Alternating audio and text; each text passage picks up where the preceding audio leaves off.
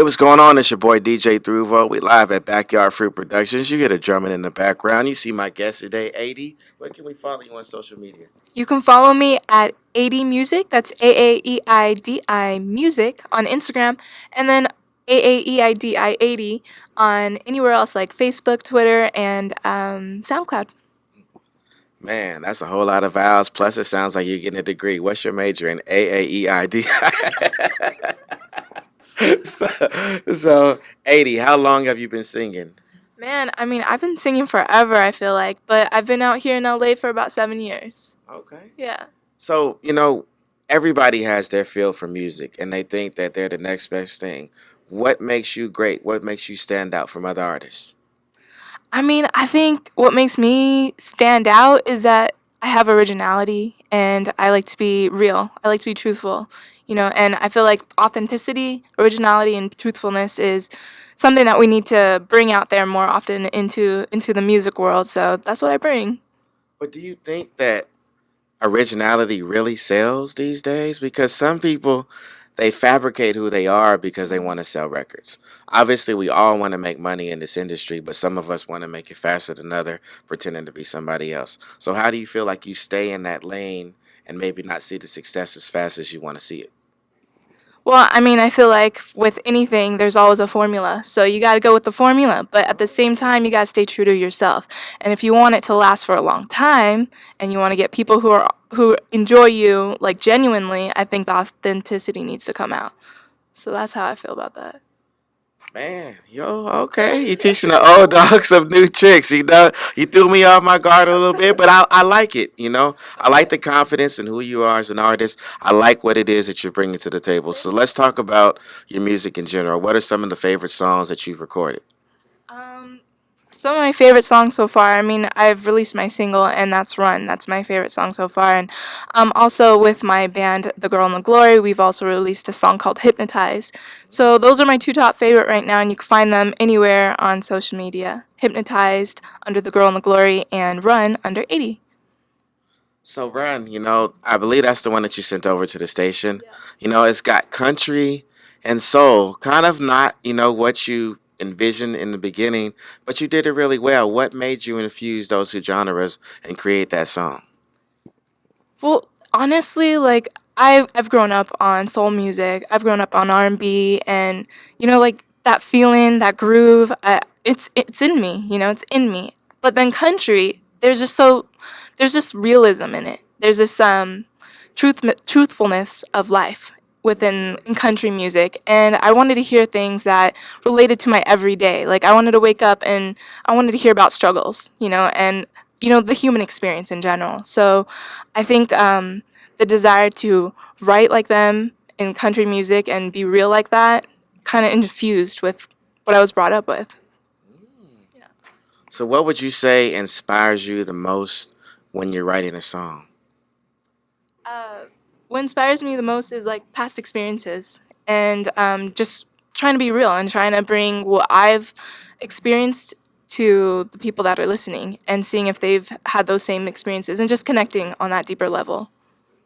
Okay, okay, I can dig it. So, how do you decide how you kind of put your persona out on social media? Because that's kind of the thing that I've been struggling with. I feel like I may post and post and post, and it's starting to garner more attention now. But I feel like it's only because we offer radio play and interviews like this. It's not necessarily that people are buying into me as a person, just as a whole, just yet. What are some of the struggles that you go with or deal with? I mean, like trying to figure out how to bring who you are onto social media in general, I feel like is always a conflict. Like I struggle with that every day. Like how much of me can I have out there, but how much can I keep to myself, and what parts of me is still true by being out there, and what parts of me is still true for myself. I think it's a constant struggle. Like I mean, a few months ago I posted something, that was just my struggle with music in general and how I'm not where I want to be, but I'm trying to get where I want to be, and seeing everyone get where they want to be.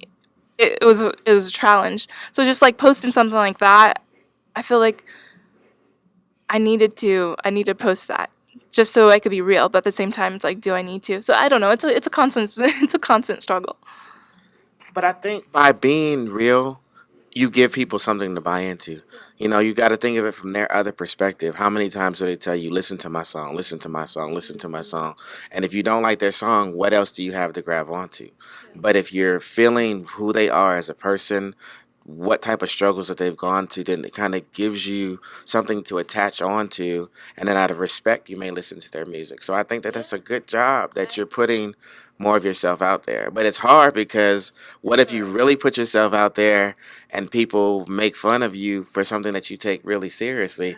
Then it's like, oh, you know, or what if you put it out there like, you know, I just lost my mom and somebody writes, that's what you get, you know?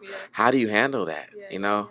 Then, and that's what negative criticism and positive criticism, that's what this music industry is. Yeah, I feel like as artists, like that's what we bring ourselves into. Like, and I feel like it's just kind of like part of the game, like part of the show, part of the business. Like you just have to know that that's gonna happen. People have their opinions. You have to let it roll off your back and still be you. You know. So do you feel like you were mentally prepared and like you really studied the industry before you got into the industry, or did you jump emotionally in like, you know what, I can sing and I'm just finna sing and sing and sing and I know they gonna love me. Yeah, it was more like the second one, completely unprepared. But you know, you just take it as it comes, and you see what happens. You know, you grow with the struggles and the experiences that you get, and you know, you just try to work with it from there. That's what I did. So. What are you know, just a little bit more in depthly, what are some of the struggles that you encounter? You know, for me it's sleeping on floors and you know, I can't tell you how many different recipes I can make with ramen noodles. Have you had ramen noodles lasagna, you know, or ramen noodles enchiladas and stuff, or fried ramen noodle balls? So it's like because that's what your budget allows you to afford because you're looking for bigger and better things. You know, what are some of your struggles? Well, I mean, I feel like right now, especially, I've been going through a phase where I'm trying to decrease the job that I have, so that way I can have more time doing the passion that I have. I love what I do with my job, but it's not what I want to do for life. Right. And that struggle right there in general, it's like I just I went more than half. I decreased more than half of my income, but I have nothing to replace it with, just so I can pursue my passion. And so that's been really challenging. Every day I'm like, okay, do I need to just go back to work? But it's like, no, I have this passion that I have to pursue, you know, and I feel like there's a message I want to say that needs to get out there. So that's like one of the struggles I'm going through right now. So on those tough days where you're not financially where you want to be and then you're decreasing the money, how do you still continue to redistribute that faith into your projects and you know and that confidence into yourself to keep going? Because I think that's what a lot of people do. They take that leap of faith and then it doesn't go the way that they dreamed that it was going to go and then they backtrack into a job because we all want financial stability. The bills don't care, you know, that you're trying to be a singer. They're like, pay me now, you know, and you said that last week on the payment arrangement. How many times can your dad die, you know, or somebody be hurt, you know, and you just didn't get the check? Like maybe you need a different job. So it's like, how do you keep going though? Well, I mean, like, as my husband Josh Smith always says, like, he says, listen to some very encouraging words and, like, Les Brown, things like that. And at the foundation of it all, I mean, God. Like, I mean, I feel like I had this in me for a reason. And I think we all have, you know, that special thing within us for a reason, that passion, that desire that we just crave to pursue. And there's a purpose for it. So every day, I mean, I just have to listen to positive words and then tell myself that there's a reason I'm doing this, even if the struggle is hard. And one of my slogans is a beautiful struggle. Like that's like my main slogan about my whole music. Life is a beautiful struggle. So. Wow, that's two blessings right there, God and Josh. That's awesome. You know, you know, but I think that's great that you can kind of bring that into, you know, your career. Because some people, you know, they're afraid to publicly say that they're believers in God. Some people are like, well, let me listen to my manager. I kind of give that single approach. So it's like, baby, you know, everything that I'm doing is just for us, you know, but to be able to work together, that's dope. That's dope. We try. Hey, he's here today. Yeah. Big shout out for Josh. So, how do you motivate each other? On those times, how do what are some of the things that you feel like are words of encouragement that you get in your career when you need them? From Josh Just in general, like how do you motivate yourself on those days? Whether it's with Josh, whether it's with people in your friends, people that you're working with. What are some motivating things that you do?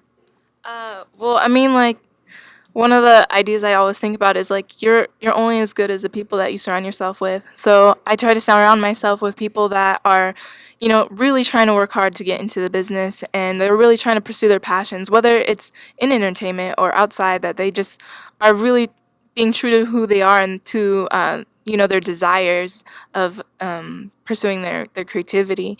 And so I try to keep myself in company with those people. And just being here in LA kind of just lights a fire, honestly. Yeah. So on an average day, I mean, I would just talk to people that are pursuing entertainment, and we encourage each other when we're down. Yeah. Well, isn't it crazy how like some of the people that you just meet seem to be closer to you, in this industry than people that you've known like all your life, and they support you better. And what I found is probably because it's like they're going through the same struggles that you're going through. They're making the same life decisions. Do I pay the power bill or go to the studio? And things that we all have to do. Whereas like your family is just like you need to get a 9 to 5 and you need to save, and if you got a little bit of time afterwards, then dedicate it to your career and stuff like that. But you'll never get anywhere in your mind. And it's just, yeah, the music just sucks you back in. It sure does. It's Hobbies don't turn into careers. You know what I mean? So you gotta give it 110%. Yeah. So do you feel like when you first decided that you wanted to be a singer, did your family support you? My mama said, you know what? Boy, I'ma pray for you. That's some bullshit. You talking about you want to be a songwriter, and you want to get out of the industry. Boy, you fat. Ain't nobody gonna listen to you, but just little things and stuff that they're not saying to hurt your feelings, Yeah. but it's like it's not their dream. Their dream is just like, I'm gonna go and I'm gonna work and I'm gonna save. I'm gonna get me a CD account. I'm gonna yield off the interest, and that's how I Be said to you, safe. it's good. Yeah, so a big risk, like you're gonna what? Yeah. You're not gonna go to work. You're gonna move somewhere where you don't know anybody, and you're gonna be a what? So how did you deal with that? I mean, being an artist is like a special mindset. Like, I feel like we're very unique people, and it takes a lot of courage and bravery for us to step out and take that kind of risk to not be on a steady road and just to have all this ups and downs. It's like it's a huge risk. Um, how do I handle it? Is that what was the question? I mean, I don't know. You just take it day by day, I guess. Yeah, but sometimes don't you like, find yourself just a little bit more irritated than others because it didn't necessarily work out like you thought. And it's like you get frustrated. But how do you pick yourself back up? What are some of the things that you do? Who are the people that you hang out with to get inspired? Because this is what people that are watching Inside the Beat, they want to know because at some point somebody's sitting there getting rejuvenated again just by your responses. And that's why we ask the questions, just to allow people to get to know Aaeidi. What was that first song for you that just kind of captured, everything that you just couldn't stop singing? Just in general, from maybe like when you were younger, and that was just like your one song. Like for me, it was like Whitney Houston, Greatest Love of All, or Key Sweat, I Want That, I Want Her, that was my Well, Whitney, she's my girl. Like, she is the one that inspired me to be a singer in the first place. Like, I would lay on the floor and just listen to her albums all day long. Hours. Um, Why Does It Hurt So Bad? That's her song that really got me going, and it was the very first song I ever sang at a talent show or just in general in public. So it was Why Does It Hurt So Bad? But I say my theme song is from Sugarland, and it's oh shoot, what's the name of the song? goes, "Dear mom and dad, please send money. I'm so broke." It ain't funny, but she's pretty much the song is about her trying to pursue her dreams, and she's doing whatever it takes until she does it. Sweet, sweet. What are your top, like some of your top favorite albums that you could just put on and just get lost in? For me, it's like Lauryn Hill, The Miseducation, or like Janet Jackson, Velvet Rope. I like R. Kelly, TP2.com. I like the Mary J. Blige. I can't think of it. Share My World. That was one of my favorite albums by her. What are some of yours? Oh man, I'm the worst at names, but like, but I can name you some of my favorite artists. Okay. Whitney Houston, any of her albums, to be honest, but specifically her earlier ones. Then there's Miranda Lambert, country artist, and I just love her writing. So any of her albums, like I would just put on and just listen to nonstop. And then Carrie Underwood, her vocals are incredible. So I love all of her albums. Those are pretty much my foundation albums.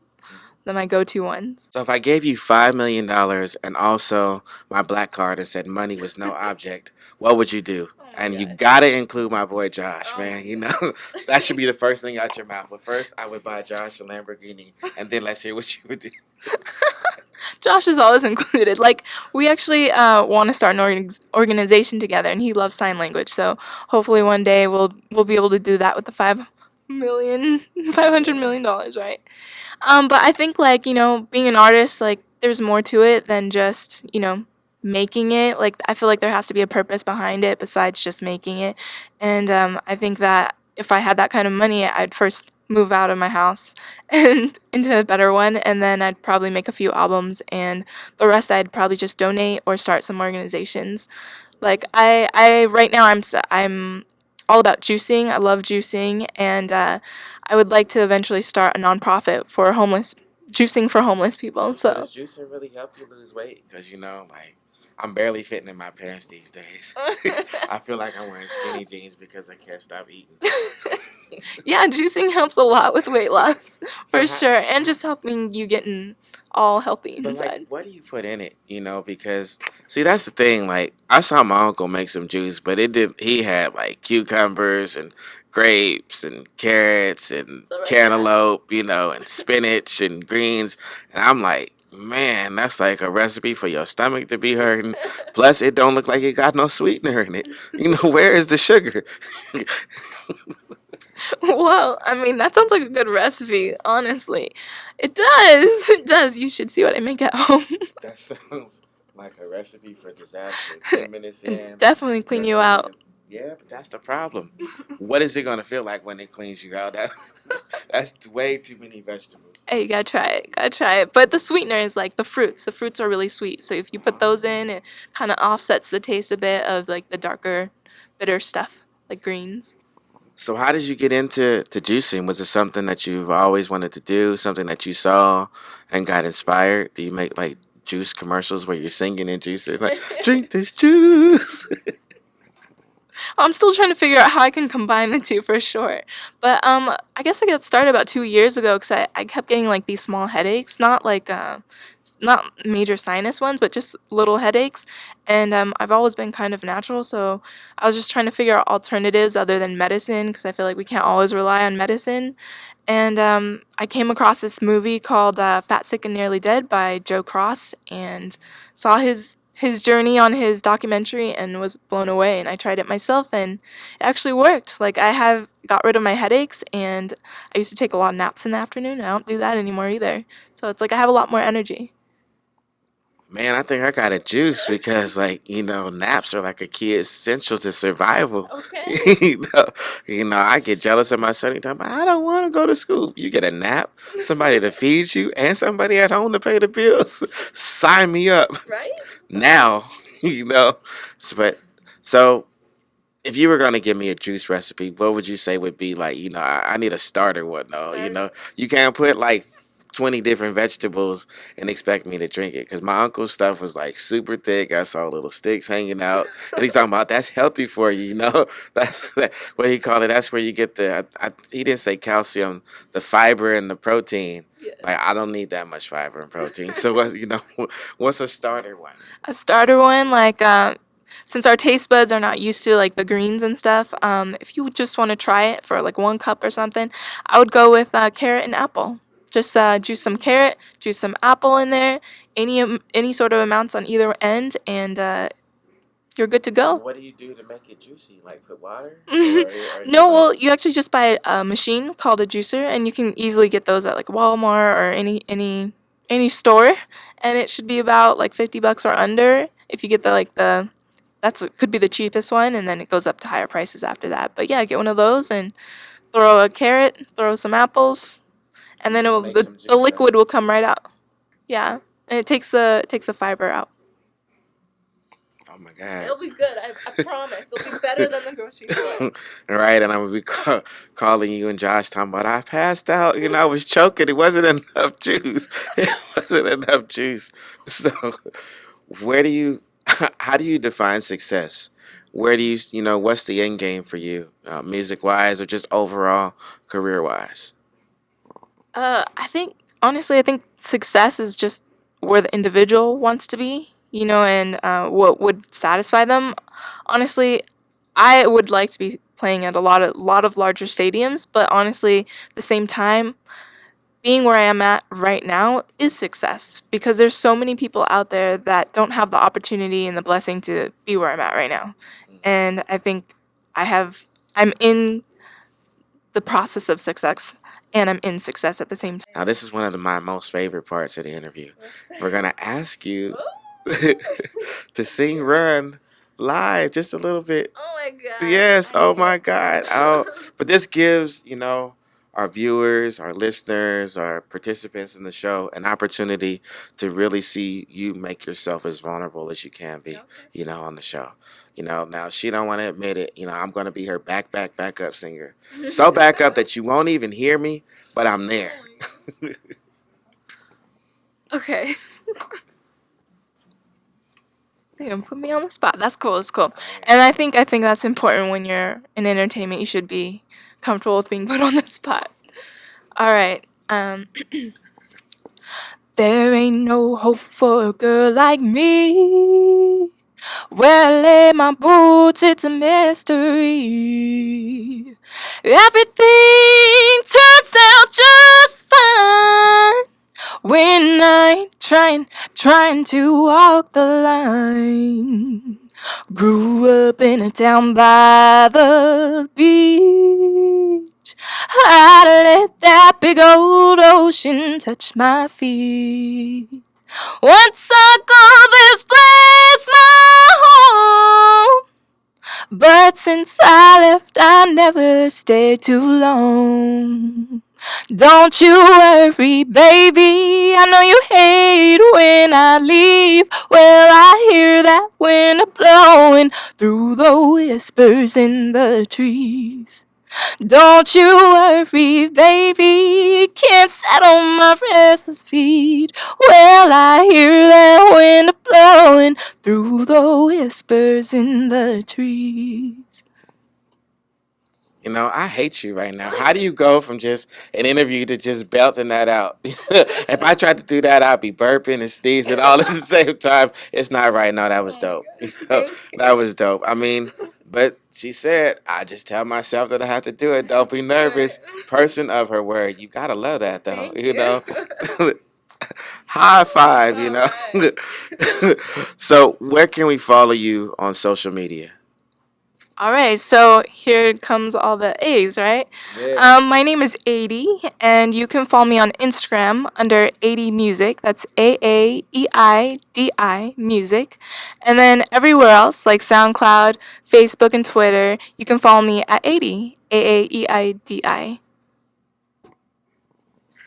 If you don't know your vowels, you're gonna know your vowels saying her name. Be sure and follow Aaeidi on all the different platforms. Be sure and follow me at official DJ Thruvo on Instagram, DJ Thruvo on Twitter. Also KRXM Radio because they were gracious enough, to give me a job. This your boy DJ Thruvo inside the beat, and we're out.